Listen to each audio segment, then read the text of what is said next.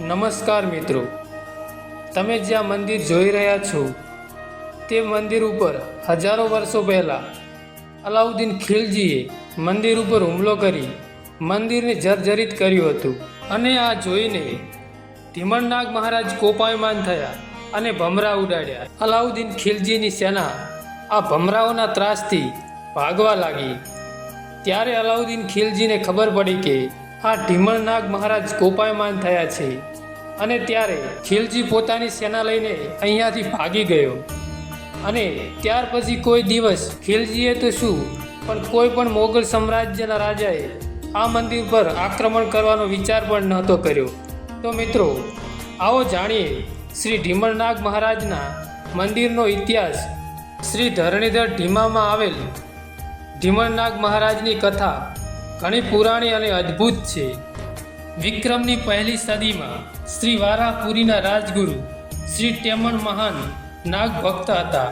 તેમના તપના પ્રભાવે શ્રી શેષનાગ પ્રસન્ન થયા અને શ્રી વારાહ ભગવાનની સાથે ટેમણના હાથે પૂજવાનું વચન આપ્યું અને પોતાના સૂક્ષ્મ સ્વરૂપની 3 ફેણવાળી નાગ મૂર્તિ આપી, જેની પ્રાણ પ્રતિષ્ઠા શ્રી ટેમણ મહારાજના વરદ હસ્તે થઈ. તેથી ત્રિફેણા નાગનું નામ શ્રી ટેમણ નાગ ધરાવવામાં આવ્યું. હાલ ધીમાનાગ મંદિર તરીકે ઓળખાય છે. શ્રી ટેમણ મહારાજ વિશિષ્ટ ગોત્રના બ્રાહ્મણ હતા.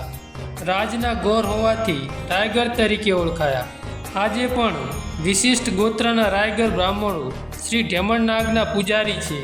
કાળક્રમે ભૌગોલિક રાજકીય ફેરફાર થતા રહ્યા. ખિલજીના આક્રમણ વખતે કેટલાક બ્રાહ્મણો જાનમાલના રક્ષણ માટે દૂર ચાલ્યા ગયા હતા, પરંતુ ધીમામાં ઢીમણનાગે ખિલજીને આપેલ પરચાની વાત સાંભળી પરત આવ્યા.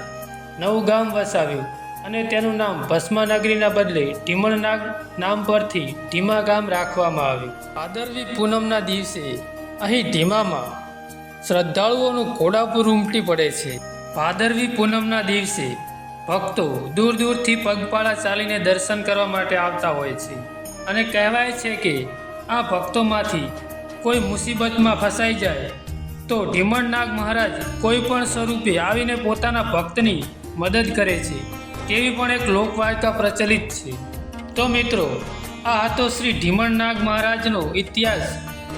તો મિત્રો, આવા જ વિડીયો જોવા માટે અમારી બહુચરા ડિજિટલ ચેનલને સબસ્ક્રાઈબ કરવાનું ભૂલતા નહીં. મળીશું એક નવા વિડીયો સાથે. જય ધરણીધર.